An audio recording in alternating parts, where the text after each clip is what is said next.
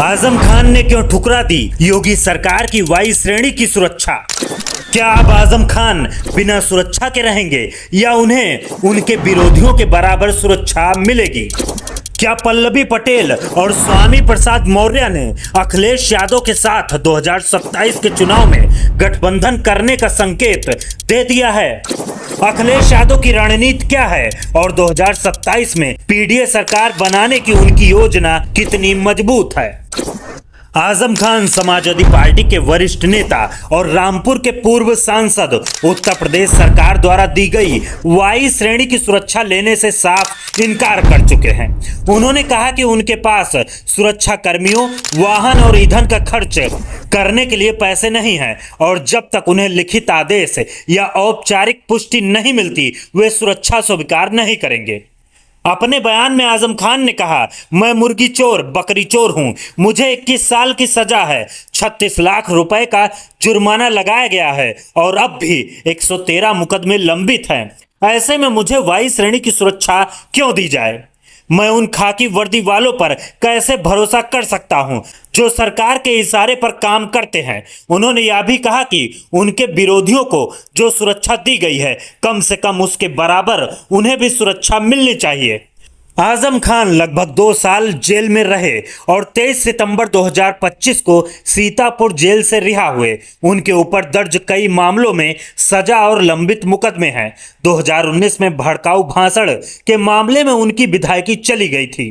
2020 में दुश्मन संपत्ति का केस, 2023 में फर्जी कागजात का मामला और 2016 में घर खाली कराने के मामले में उन्हें 10 साल की सजा हुई। समाजवादी पार्टी का कहना है कि ये सभी मामले झूठे हैं और 2027 में सपा की सरकार बनने पर उन्हें वापस लिया जाएगा। उनके बेटा अब्दुल्ला आजम पर भी कुछ मामले चल रहे हैं जिसमें सुप्रीम कोर्ट ने सुनवाई रोक दी। जेल में रहने के दौरान आजम खान और उनके परिवार को मुश्किलों का सामना करना पड़ा और उनका स्वास्थ्य भी खराब हुआ। रिहाई के बाद उन्हें दिल्ली के अस्पताल में भर्ती होना पड़ा। आजम खान का राजनीतिक सफर भी उतार चढ़ाव भरा रहा है। 1948 में रामपुर के एक साधारण मुस्लिम परिवार में जन्मे आजम खान ने कानून की पढ़ाई की और 1980 में समाजवादी पार्टी में शामिल होकर मुलायम सिंह यादव के साथ मिलकर रामपुर में अपनी ताकत बनाई। आजम खान 9 बार के विधायक रह चुके हैं और सपा में कई बार मंत्री रह चुके हैं। पश्चिमी उत्तर प्रदेश में मुस्लिम वोटरों को एकजुट करने में उनकी भूमिका अहम रही है। जेल से निकलने के बाद रामपुर में सपा कार्यकर्ताओं का जोश देखते ही बनता था। अभी कुछ दिन पहले अखिलेश यादव आजम खान से मिलने उनके घर पहुंचे। यह दिखाता है कि पार्टी अब उनके साथ मजबूती से खड़ी है। अखिलेश यादव ने कहा कि आजम खान का प्रभाव हमेशा रहेगा और पीडीए फार्मूला उनके बिना अधूरा है। सुरक्षा विवाद और उनके बयान ने राजनीतिक हलकों में हलचल मचा दी है। आजम खान ने साफ कर दिया है कि वे किसी भी तरह की सुरक्षा तभी स्वीकार करेंगे जब उन्हें लिखित आदेश मिलेगा और वह उनके विरोधियों के बराबर हो। उन्होंने यह भी कहा कि सुरक्षा व्यवस्था में शामिल वाहन, ईंधन और कर्मियों के खर्च का वहन उनके लिए संभव नहीं है। अखिलेश यादव समाजवादी पार्टी के अध्यक्ष ने 2027 में उत्तर प्रदेश में सरकार बनाने का दावा पहले ही कर दिया है और उनका राजनीतिक कदम साफ है। जेल से रिहा हुए आजम खान को पार्टी में बड़ी जिम्मेदारी देने की योजना बनाई जा रही है ताकि सपा के वोट बैंक को मजबूत किया जा सके और पार्टी की स्थिति और भी मजबूत हो।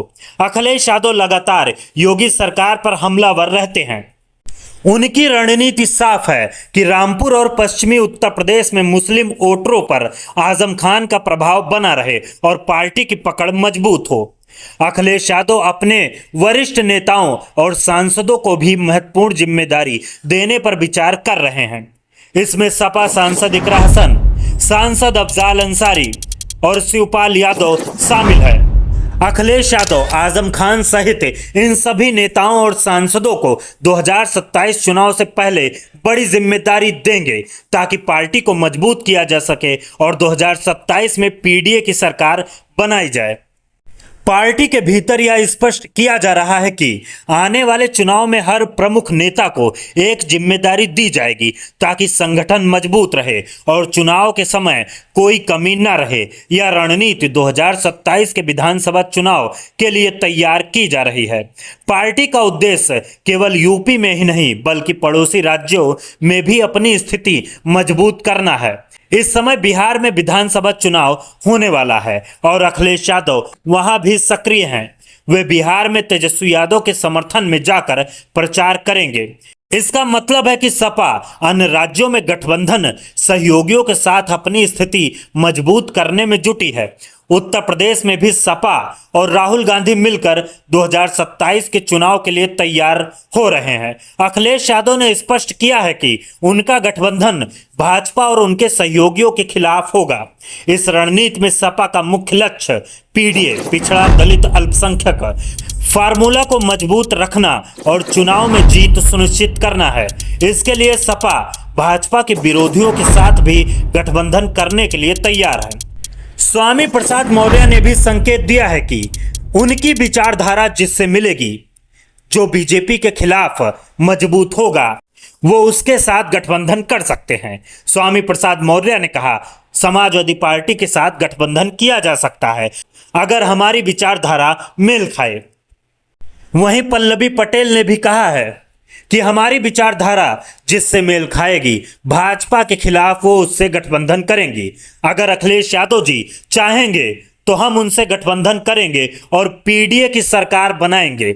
यह दर्शाता है कि सपा और उनके सहयोगी दल मिलकर चुनाव में अपनी ताकत दिखाने की तैयारी कर रहे हैं। इस बीच मायावती ने अपनी पार्टी बहुजन समाज पार्टी के लिए बड़ा बयान दिया। उन्होंने कहा कि उनकी पार्टी 2027 के चुनाव में अकेले मैदान में उतरेगी। मायावती ने अपने पुराने अनुभव का हवाला देते हुए कहा कि जिस तरह 2027 में उन्होंने अकेले चुनाव लड़ा और सरकार बनाई, उसी तरह अब भी उनकी पार्टी स्वतंत्र रूप से चुनाव लड़ने के लिए तैयार है।